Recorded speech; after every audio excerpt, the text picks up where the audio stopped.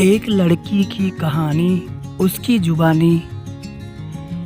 कहानी को आप सभी पूरा ज़रूर सुनिएगा और कहानी अगर आप सभी को पसंद आए तो वीडियो को प्लीज़ लाइक शेयर कर दीजिएगा। और इसी तरह की अच्छी अच्छी कहानियाँ सुनने के लिए अगर आपने चैनल को सब्सक्राइब ना किया हो तो ज़रूर सब्सक्राइब कर लें।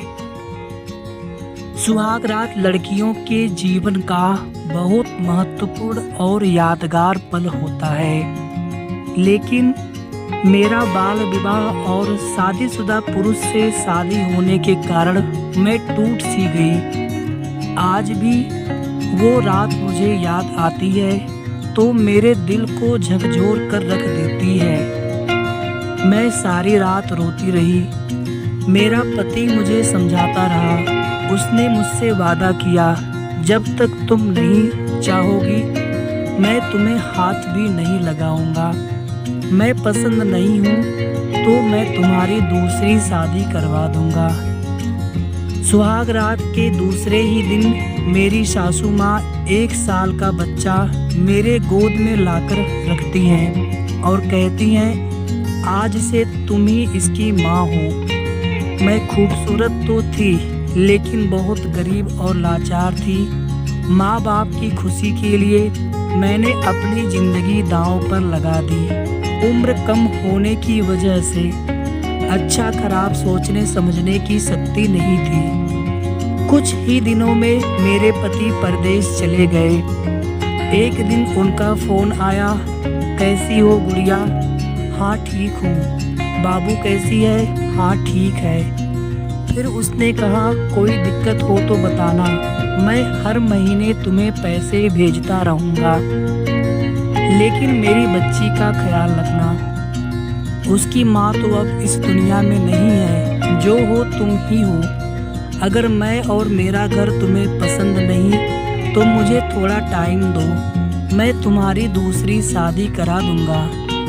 मैं इस बात पर कुछ ना बोली और फ़ोन काट दी।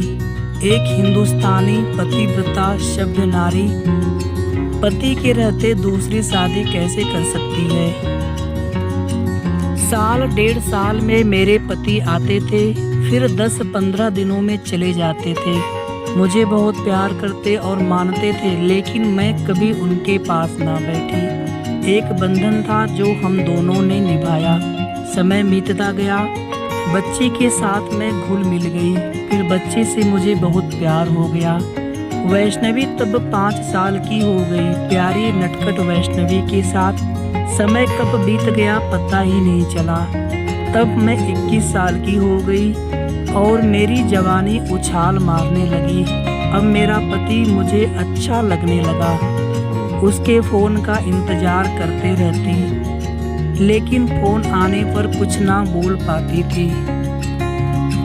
मन ही मन सोचती थी, इस बार वो आएंगे तो मैं सब कुछ उस पर निछावर कर दूंगी। मैं बहुत खुश थी। आखिर वो दिन आ ही गया जिसका मुझे और मेरे पति को इंतज़ार था। मेरे पति परदेश से आए। वो बहुत थका हुआ था। मैंने उनकी भरपूर सेवा की। वो मेरे और वैष्णवी के लिए बहुत से कपड़े और मिठाइयाँ लाया था।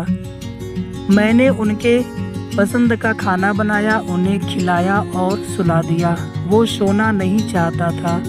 उन्हें भी लगता था मैं बहुत बदल सी गई हूँ, लेकिन मैं उसे अगले दिन सरप्राइज़ करना चाहती थी। मैं उसे थोड़ा तड़पाना चाहती थी। अगले दिन सारी व्यवस्था हमने की। फिर से सुहाग रात मनाऊंगी। हम दोनों खुश थे। सभी काम को निपटाते हुए हम दोनों रात का इंतज़ार कर रहे थे।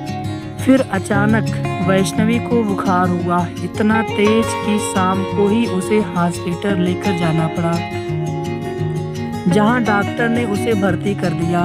हम सब रात भर हॉस्पिटल में रहे। दूसरे दिन डॉक्टर ने कुछ टेस्ट लिखा और रिपोर्ट में डॉक्टर ने बताया, ये बच्ची थैलीसीमिया से पीड़ित है और ये कभी ठीक नहीं हो सकती। इसे हर महीने खून चढ़ाने की ज़रूरत होगी, नहीं तो कुछ भी हो सकता है। उस दिन मैं सबसे ज़्यादा टूटी थी। मेरी सुहाग रात तो न हो पाई, लेकिन वैष्णवी के प्यार ने मेरी ज़िंदगी को इस कदर घुमाया। आज वैष्णवी 11 साल की है। हर महीने वैष्णवी को ब्लड चढ़ाने के लिए मुझे कभी लखनऊ, कभी बनारस, कभी दिल्ली जाना पड़ता है। आज मैं 26 साल की हूँ और मेरी सुहाग रात अब तक अधूरी है।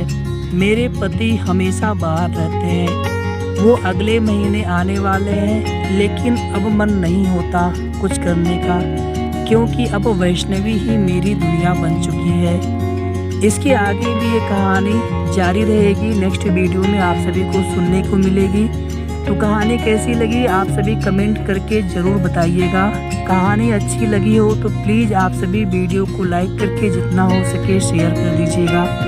और इसी तरह की अच्छी कहानियाँ सुनने के लिए अगर आपने अभी तक चैनल को सब्सक्राइब न किया हो तो ज़रूर सब्सक्राइब कर लीजिए। और हमारे चैनल पर इसी तरह की और भी अच्छी कहानियाँ, स्टोरीज पहले से अपलोडेड है वीडियो, आप उन्हें भी जा कर के ज़रूर देखें। धन्यवाद।